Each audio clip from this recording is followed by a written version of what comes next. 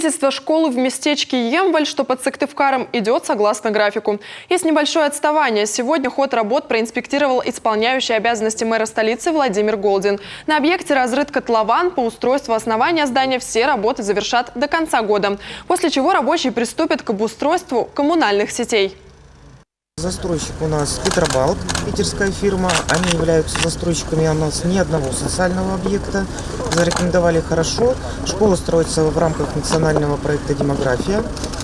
Контракт заключен на сумму 1 085 000 000 рублей. На сегодняшний день выполнены работы по разрытию котлована, подбетонки. Начатый вчера прием бетона для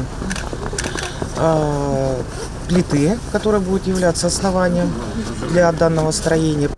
Школа рассчитана на 825 мест. Объект для жителей Эжвы очень долгожданный. Район разрастается, и потому сейчас здесь острая проблема с двухсменным обучением. По плану новое учебное заведение должны сдать уже к концу следующего года. Отстание небольшое, 2 недели. Понятно, что это связано с производством работ именно в том графике, который сегодня идет. Там была некая корректировка графика, поэтому тоже есть на это причина. Я думаю, что они догонят. По окончанию строительства обустроят территорию. Рядом будет стадион, приведут в порядок все подъездные пути.